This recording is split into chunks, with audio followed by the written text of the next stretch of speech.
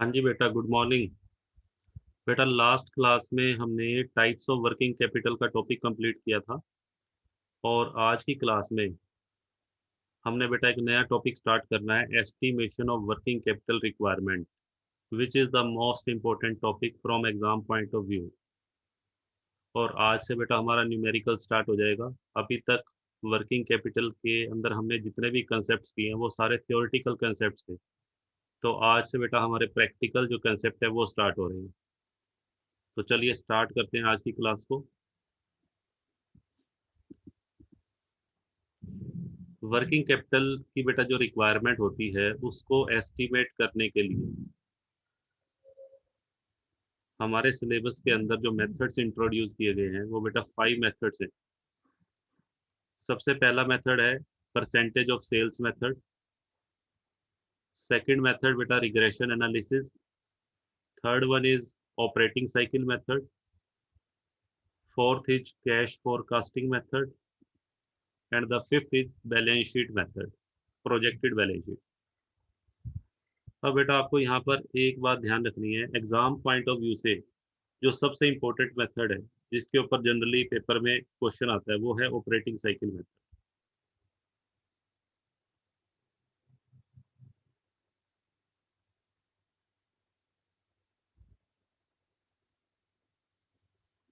हाँ जी बेटा, बट हमने बेटा सभी मेथड्स करने हैं वन बाय वन।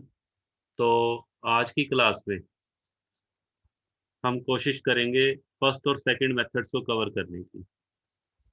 ठीक है, तो चलिए स्टार्ट करते हैं। सबसे पहला method, percentage of sales method.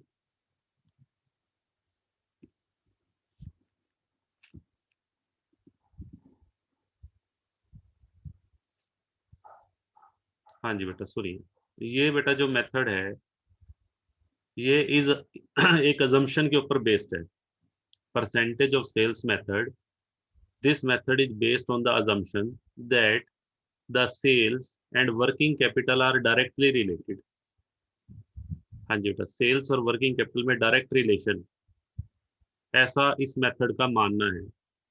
ठीक है, ये मेथड क्या कहता है कि सेल्स और वर्किंग कैपिटल का जो प्रपोर्शन या जो परसेंटेज लास्ट ईयर थी उसके बेस पर हम फ्यूचर के लिए वर्किंग कैपिटल का एस्टीमेट लगा सकते हैं। मींस लास्ट ईयर्स में जो आपकी वर्किंग कैपिटल थी वो सेल्स वैल्यू का जितने परसेंट थी उतने ही नेक्स्ट ईयर जो आपकी एस्टिमेटेड सेल्स है, ठीक है, तो वर्किंग कैपिटल बेटा उस सेल के ऊपर उतना ही परसेंट होगी जितना लास्ट ईयर थी।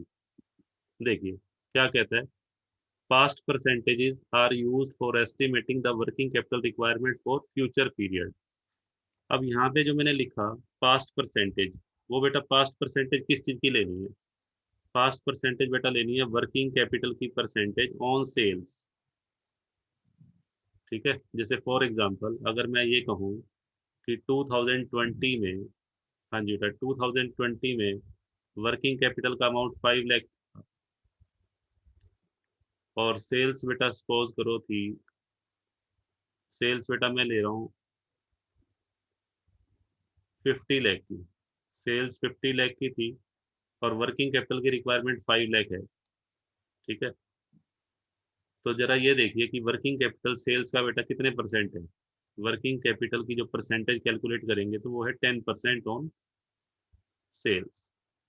तो नेक्स्ट ईयर जब हम 2021 की वर्किंग कैपिटल कैलकुलेट करेंगे तो वो भी बेटा सेल्स के ऊपर कितने परसेंट होगी? 10%। देखिए फॉर एग्जांपल, हाँ जी बेटा 2020 की आपको सेल्स दे रखी है 30 लाख और वर्किंग कैपिटल बेटा है 6 लाख। ठीक है, तो यहाँ पे कितने परसेंट हो गया बेटा? वर्किंग कैपिटल जो है 20% है। चेक करके देख लो, 30 लाख का और 6 लाख, हाँ जी बेटा कितने परसेंट हुआ? 20% ही हुआ। कैसे कैलकुलेट किया? 6 lakh divided by 30 lakh into 100। ठीक है बेटा, ये फॉर्मूला है। तो ये फॉर्मूला अप्लाई करके आपने पहले परसेंटेज निकाल लेनी है। कितने परसेंट आ गए? 20। उसके बाद आपको सेल्स बेटा 2021 की एस्टिमेटेड सेल्स गिवन है 40 लाख, तो 40 लाख का भी 20% कर दो, तो ये वर्किंग कैपिटल का एस्टिमेट आ गया। कौन से ईयर की वर्किंग कैपिटल है ये? 2021 की। हाँ जी बेटा। अब इस मेथड का एक ड्रॉबैक है। ड्रॉबैक बेटा क्या है? This method is not applicable in every situation. Reason क्या है? क्योंकि बेटा जो लीनियर रिलेशनशिप, इस मेथड की एक अजम्पशन थी, देयर इज लीनियर रिलेशनशिप या direct relationship between sales and working capital. But ये जो लीनियर रिलेशनशिप या डायरेक्ट रिलेशनशिप सेल्स और वर्किंग कैपिटल के बीच में बेटा होना जरूरी नहीं है। ये तो एक अजम्पशन पे बेस्ड है, बट ऐसा वास्तव में जरूरी नहीं है कि सेल्स और वर्किंग कैपिटल के बीच में कैसा रिलेशन हो, डायरेक्ट रिलेशन। तो इसलिए आप इस मेथड को हर सिचुएशन में अप्लाई नहीं कर सकते, केवल वहीं पर अप्लाई कर सकते हो जहां पर ये अजम्पशन क्या होगी, ट्री होगी। ठीक है, चलिए। अब बेटा इसके एक तो सम लेते हैं हम परसेंटेज ऑफ सेल्स मेथड के। देखिए, बिल्कुल इजी सम है। हाँ जी बेटा, ये एक सम है, इसमें बैलेंस शीट गिवन है एक कंपनी की for the year ending 30th June 2008। आपको बेटा क्या क्या गिवन है? Equity share capital, debenture, reserve and surplus, long term loan, sundry creditor, इधर फिक्स्ड एसेट्स। चलिए, नीचे क्या कहता है? Sales for the year. Sales बेटा आपको 2008 की दी हुई है, 2007-8 की। और 2008-9 की बेटा जो एस्टिमेटेड सेल है 12 लाख। और आपको वर्किंग कैपिटल का एस्टिमेट लगाना है। देखिए, सबसे पहले हम बेटा वर्किंग कैपिटल निकालेंगे 2007-8। हाँ जी बेटा, 2007-8 का जो हमारा करंट ईयर है, पहले करंट ईयर की वर्किंग कैपिटल निकाल लेते हैं, फिर करंट ईयर की वर्किंग कैपिटल के बेस पे 2008-9 का बेटा हम एस्टीमेट लगाएंगे।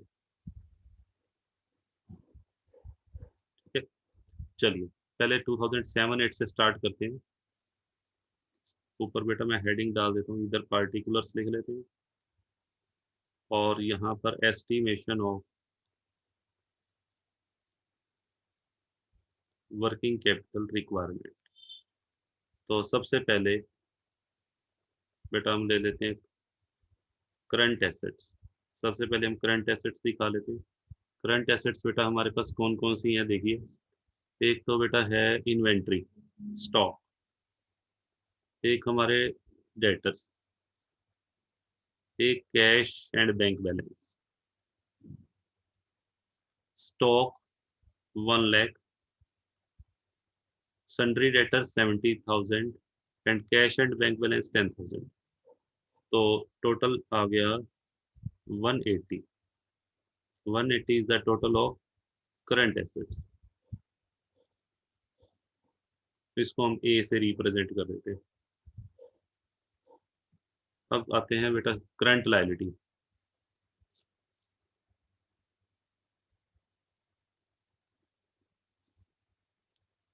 करंट लायबिलिटी आपको बेटा एक ही गिवन है, सन्ट्री क्रेडिटर। सन्ट्री क्रेडिटर्स आपको गिवन है 80,000। इसके अलावा बेटा कोई भी करंट लायबिलिटी नहीं है, तो करंट लायबिलिटी का सम करेंगे, ये हमारा आ गया बी। करंट लायबिलिटी का सम हो गया बी। अब बेटा वर्किंग कैपिटल देखिए कितनी बन गई। वर्किंग कैपिटल क्या होती है? Current asset minus working capital, A minus B. तो ये बेटा 1,80,000 में से 80,000 माइनस करेंगे तो हमारी 1 लाख की वर्किंग कैपिटल आ गई। हाँ जी बेटा, 1 लाख की वर्किंग कैपिटल आ गई। अब ये देखिए, वर्किंग कैपिटल की जो परसेंटेज है 2007-8 की बेटा सेल्स दी हुई है। अब क्या करेंगे आप? अब आप निकालोगे percentage of working capital on sales.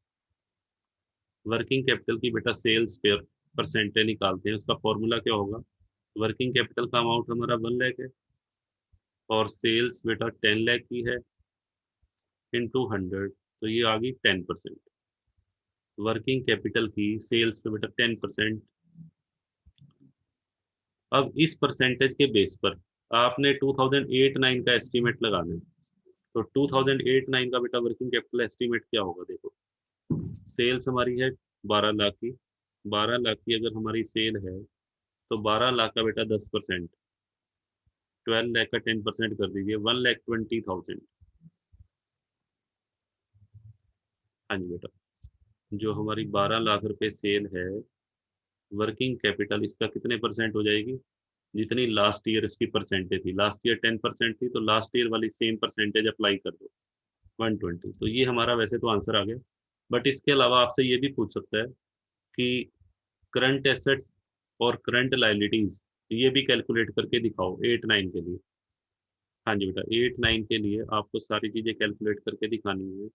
तो आप क्या करोगे? स्टॉक स्टॉक बेटा अगर 1 लाख का था तो अब कितने का हो जाएगा बताइए? हाँ जी बेटा, 1 लाख था और 10%। हाँ जी बेटा, 10% क्या हुआ है? हाँ जी बेटा, इसको आप करोगे 1,20,000। देखिए, यहाँ पर जो हमारा स्टॉक है, जो हमारी वर्किंग कैपिटल 10% थी, तो वर्किंग कैपिटल का एक कंपोनेंट है स्टॉक। तो स्टॉक बेटा लास्ट ईयर देखो, लास्ट ईयर 1 लाख का स्टॉक था, ठीक है, और सेल कितने की थी? 10 लाख की। तो सभी का 10%, तो यहाँ भी बेटा 10% करते जाइए। 12 लाख का, 12 लाख का 10% बेटा कितना होगा बताओ? ध्यान से सुनना, हमने 10% बेटा किसके ऊपर लेना है? सेल्स पे। तो 12 लाख की सेल का 10% कर दो। अगर मेरे से पूछा जाए स्टॉक कितना होगा? 120। हाँ जी बेटा, इसका 10%। फिर डेटर्स। हाँ जी बेटा, डेटर्स देखिए कितने के थे? हाँ जी बेटा, डेटर्स हैं 70,000, ठीक है।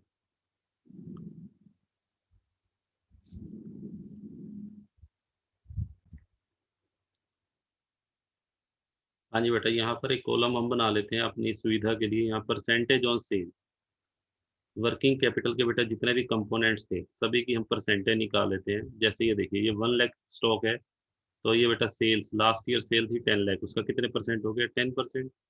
ऐसे ही बेटा ये जो 70,000 के जो डेटर्स हैं, वो सेल का कितने परसेंट है?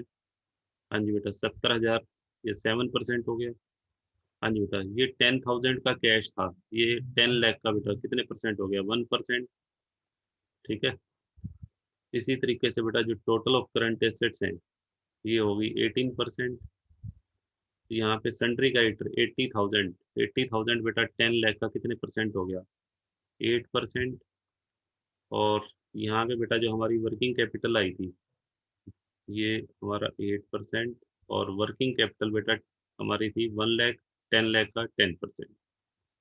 तो जितने भी हमारे कंपोनेंट्स हैं करंट एसेट्स के और करंट लायबिलिटी के, सभी की परसेंटेज निकाल लेना सेल्स के, ठीक है। अब देखो, अब हमें चाहिए डेटर्स। डेटर बेटा कैसे निकालेंगे? 7% ऑफ सेल। अब इस ईयर की बेटा सेल कितनी है? 2008-9 की हमारी सेल्स है 12 लाख, 12 लाख की सेल है। तो 12 लाख की सेल का हमने 10% कर दिया, 120। फिर बेटा हमें निकालना है 7%। 12 लाख की जो सेल है उसका 7% करेंगे बेटा, यहाँ 84,000 आ जाएगा। फिर 12 लाख का बेटा 1%, 12 लाख का 1% बेटा ये आ जाएगा 12,000। तो इसका बेटा टोटल कर लेते हैं। Total current asset, total current asset हमारी कितने की आ गई? 120 प्लस 80 वही है बेटा, 2,16,000 आ जाएगी। ऐसे ही बेटा करंट लायबिलिटी पे आ जाएगी। करंट लायबिलिटी हमारी कितनी थी? सन्ड्री क्रेडिटर्स हमारे थे 80,000 के। तो 80,000 बेटा 8% थे, लास्ट ईयर 8% किसका? सेल्स का। तो इस साल की सेल बेटा ये रही। तो 12 लाख की सेल का 8%, 96,000, 96,000। ये बेटा हमारी करंट लायबिलिटी का टोटल आ गया। तो वर्किंग कैपिटल कैसे निकालेंगे? वर्किंग कैपिटल A-B, 2,16,000 में से 96,000 माइनस करोगे 120, ये हमारा आंसर है। हाँ जी बेटा, बताइए, क्लियर है? तो बेसिकली इस मेथड के अंदर करना क्या है, आपको जितनी भी करंट एसेट्स हैं और जितनी भी करंट लायबिलिटीज हैं सभी की परसेंटेज निकाल लेना सेल, ठीक है। चलिए आगे बढ़ते हैं। हाँ जी बेटा, एक सम और लेते हैं।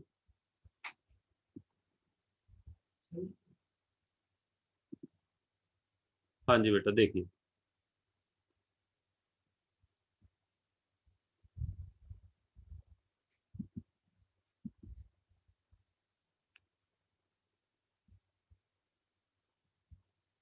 हाँ जी बेटा, इस सम की स्टेटमेंट में क्या कहता है? आपको बेटा एक कंपनी का 2007-8 का डाटा दिया हुआ है। Fix assets, plant and machinery, current assets, current liability, ये जो सारी इंफॉर्मेशन दी हुई है, इसके बेस पे हमने नेक्स्ट ईयर का एस्टीमेट लगाना है। कौन से ईयर का? 8-9 का। ठीक है, तो पहले हम क्यों ना सिर्फ 7-8, जो बेटा 2007-8 का पहले एस्टीमेट निकाल लें। 8-9 का एस्टीमेट बेटा उसके बाद हम निकालेंगे यहाँ पर। चलिए, तो पहले 2007-8 की बात कर लेते हैं। 2007-8 में देखिए, पहले करंट एसेट्स। करंट एसेट्स में बेटा क्या क्या आएगा? देखिए, एक तो हो गया हमारा stock. Stock, debtors, cash and bank balance. लिख लेते हैं, stock, debtors, cash and bank balance. तो ये बेटा हमारा 20 लाख का है, ये 750, और ये बेटा 5 लाख। तो इसका बेटा टोटल कर लेते हैं हम, 32,50,000। ये बेटा हमारा करंट एसेट्स आ गई। इस टोटल को बेटा हम रिप्रेजेंट कर लेते हैं ए से। अब निकालते हैं करंट लायबिलिटी। करंट लायबिलिटी में बेटा क्या क्या आएगा? देखिए, करंट लायबिलिटी में एक तो बेटा क्रेडिटर्स, एक आपके हो गए टैक्सेशन, एक बेटा बैंक ओवरड्राफ्ट, और एक bill payable. Creditors 850, taxation 2 lakh, 350 and 4 lakh. हाँ जी बेटा, इनका सम कर दीजिए। सम आ गया बेटा इसका 18 लाख। ये बेटा हमारा हो गया बी। तो वर्किंग कैपिटल बेटा हमारी कितनी आ गई? ठीक है, वर्किंग कैपिटल बेटा निकाल लेते हैं। Working capital A minus B, 32,50,000 minus 18 lakh, तो ये बेटा 14,50,000। ठीक है जी, ये हमारी वर्किंग कैपिटल आ गई 7-8 की। अब हमें एस्टीमेट लगाना है 2008-9 का। हाँ जी बेटा, अब क्वेश्चन के अंदर क्या कहता है? देखिए, sales will increase by 25% next year. हाँ जी बेटा, सेल जो है लास्ट ईयर के कंपैरिजन में कितनी इंक्रीज हो गई है? 25%। और हमें पता है जो हमारा मेथड है, वो मेथड क्या कहता है? वर्किंग कैपिटल का डायरेक्ट रिलेशन किसके साथ है? सेल्स के साथ। जब सेल बेटा बढ़ेगी तो वर्किंग कैपिटल के कंपोनेंट भी उसी प्रोपोर्शन में बढ़ेंगे। सेल्स अगर 25% बढ़ी है तो वर्किंग कैपिटल भी लास्ट ईयर के कंपैरिजन में 25% बढ़ेगी। बट इसमें कुछ कंडीशंस दी हुई है नीचे, उन कंडीशंस को भी हमने ध्यान में रखना है। ठीक है, तो सबसे पहले आप क्या करेंगे? यहाँ पे एक कॉलम बना लेते हैं बेटा बीच में, एस्टिमेटेड इंक्रीज। यहाँ पे आप बनाओगे, एक कॉलम बना लेते हैं, एस्टिमेटेड इंक्रीज। ठीक है, क्या क्या चीजें इंक्रीज करनी है, क्या चीजें कांस्टेंट रखनी है, उसके सब के बारे में ये नीचे नोट्स दिए हुए। तो इन पॉइंट्स को फॉलो करते हुए हमने सारा काम करना है। देखिए, सबसे पहली बात क्या कहता है? सबसे पहली बात ये कहता है, जो स्टॉक है, स्टॉक के बारे में बेटा कोई भी इंफॉर्मेशन नहीं है। जिसके बारे में कुछ भी नहीं कह रखा उसको 25% अब बढ़ा देंगे। तो 2 लाख का 25%। हाँ जी बेटा, स्टॉक था हमारा, सॉरी, 20 लाख का, 20 लाख का 25% हो गया 5 लाख। 5 लाख बेटा हमारा स्टॉक बढ़ जाएगा। तो यहाँ पर जो हमारा नया स्टॉक आएगा, रिवाइज स्टॉक, वो आएगा 25 लाख। अच्छा, डेटर्स। हाँ जी बेटा, डेटर्स के बारे में क्या लिखता है? हाँ जी बेटा, डेटर्स का जो पीरियड है, क्रेडिट अलाउड टू कस्टमर। अगर डेटर्स को लास्ट ईयर हमने 2 महीने की उधार में माल बेचा था, तो इस साल भी 2 महीने, उसमें कोई चेंज नहीं है। बट डेटर्स के परसेंटेज वही 25% बेटा हम इंक्रीज कर देंगे। 7,50,000 का 25%। हाँ जी बेटा, 7,50,000 का 25 1/4 करेंगे तो ये बेटा आएगा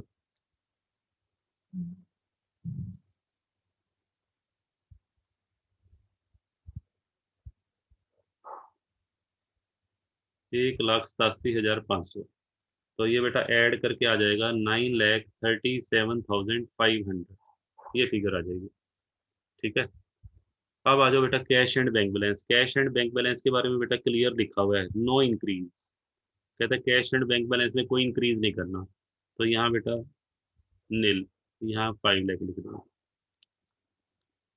चलिए, तो ये बेटा टोटल आ गया करंट एसेट्स का। करंट एसेट का टोटल कर लेते हैं बेटा, ये हमारा टोटल बनेगा।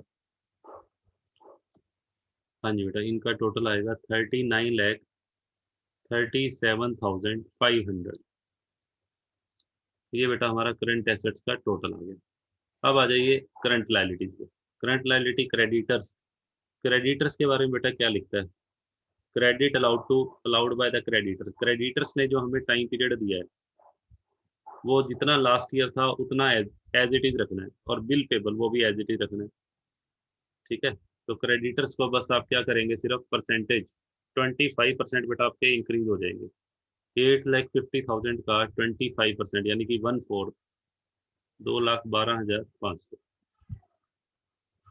ठीक है, क्रेडिटर्स तो बेटा बढ़ेंगे, जब आपकी सेल बढ़ी है तो क्रेडिटर्स भी उसी प्रोपोर्शन में बढ़ेंगे। ये तो जस्ट ये कह रहा है कि क्रेडिटर्स ने जो हमें समय दिया था पेमेंट करने के लिए, वो समय सेम रहेगा। तो 8,50,000 और 2,12,500, ये बेटा 2,12,500 कैसे आया? 8,50,000 का 25% इंक्रीज कर देना, और ये आपका 10,62,500 आ जाएगा, इंक्रीज हो गया।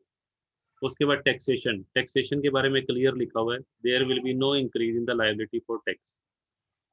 तो ये बेटा एज इट इज आ जाएगा 2 लाख। अच्छा जी, बैंक ओवरड्राफ्ट। हाँ जी बेटा, ये देखिए बैंक ओवरड्राफ्ट क्या कहता है, maximum amount of overdraft 4 lakh है। हाँ जी बेटा, 2008-9 के अंदर ओवरड्राफ्ट 4 लाख का हो जाएगा।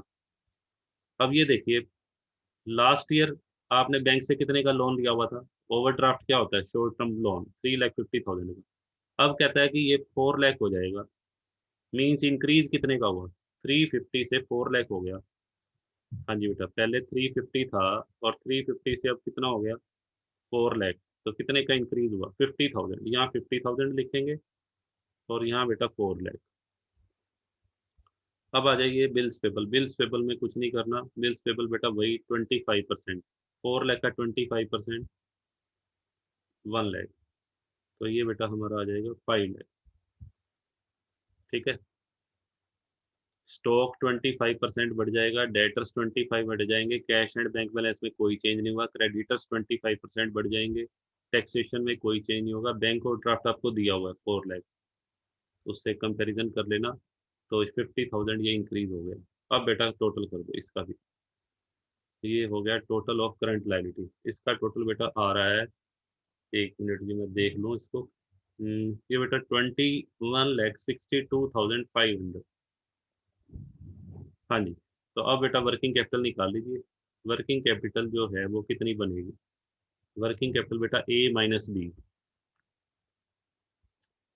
तो ये बेटा जो फिगर आई थी हमारी, इसमें से ये माइनस कर देंगे। 39,37,500 में से ये माइनस करके बेटा आ जाएगा 17,75,000। ये बेटा हमारी वर्किंग कैपिटल की रिक्वायरमेंट है, कौन से ईयर की? 2008-9 की। तो एडिशनल वर्किंग कैपिटल बेटा ये तो लास्ट ईयर की थी, 14,50, और ये है 14 लाख, कितने की आई है? 17,75,000, 17,75,000। अगर मेरे से ये पूछा जाए कि एडिशनल वर्किंग कैपिटल रिक्वायरमेंट, हाँ जी बेटा, आपसे देखो पूछा क्या हुआ है, आपसे पूछा है एडिशनल। अब एडिशनल वर्किंग कैपिटल रिक्वायरमेंट कैसे निकलेगी? एडिशनल बेटा ऐसे निकलेगी, लास्ट ईयर पहले 14,50,000 थी, 14,50,000 थी। 14,50,000 से अब बेटा रिक्वायरमेंट कितने की होगी? अब चेंज हो गई, कितने की हो गई है? 17,75,000। तो इन दोनों का डिफरेंस निकाल लो। 14,50,000 से 17,75 बेटा ये माइनस कर देते हैं, तो ये आ जाएगा आपका 3,25,000। ठीक है बेटा, तो ये हमारी वर्किंग कैपिटल की रिक्वायरमेंट आ गई। क्लियर है?